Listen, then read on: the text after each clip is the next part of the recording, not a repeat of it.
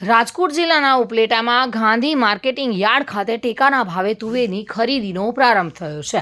ટેકાના ભાવે તુવેરની ખરીદીનો પ્રારંભ થતાં ખેડૂતોમાં ખુશાલી જોવા મળી રહી છે। જોકે પ્રથમ દિવસે 30 જેટલા ખેડૂતોએ તેમની તુવેર લઈને ટેકાના ભાવે વેચવા ઉપલેટા માર્કેટિંગ યાર્ડ ખાતે ટેકાના ભાવે ખરીદી કેન્દ્ર પર પહોંચ્યા હતા।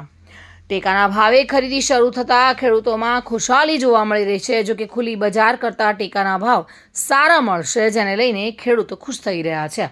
ખુલ્લી બજારમાં ખેડૂતોને તુવેરના 1300 રૂપિયા મળી રહ્યા છે, જોકે ટેકાના ભાવે રૂપિયા 1500થી 1510 સુધી મળી રહ્યા છે, જેના કારણે ખેડૂતો ખુશાલ જોવા મળી રહ્યા છે।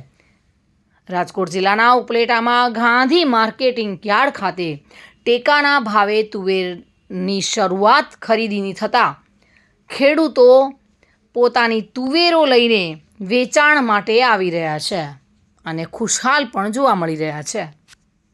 ઉપલેટા માર્કેટિંગ યાર્ડના ચેરમેન આજરોજ ઉપલેટા માર્કેટિંગ યાર્ડ ખાતે તુવેર અને ચણાની ખરીદીનો પ્રારંભ થયો છે।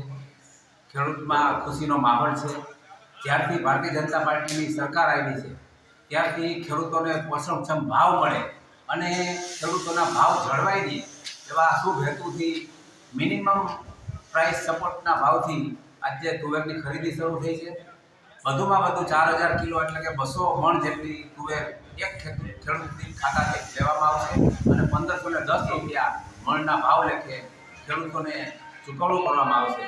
આજે ખૂબ સારી રીતે ખેડૂતોને જે કાંઈ માલ બને છે, પછી તુવેર હોય, ચણા હોય, મગફળી હોય કે કપાસ હોય, દરેક જણસની ખરીદી સરકાર કરે છે। ત્યારે આ સરકાર ખેડૂતલક્ષી સરકાર છે અને આ તકે હું રાજ્ય સરકારનો અને કેન્દ્ર સરકારનો ખૂબ આભાર માનું છું।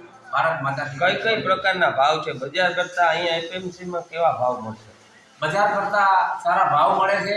આજે તુવેરનો ભાવ બજારની અંદર 1300 રૂપિયા છે, ત્યારે મગફળી સરકાર 1510 રૂપિયા જેવા રકમથી તુવેર ખરીદે છે।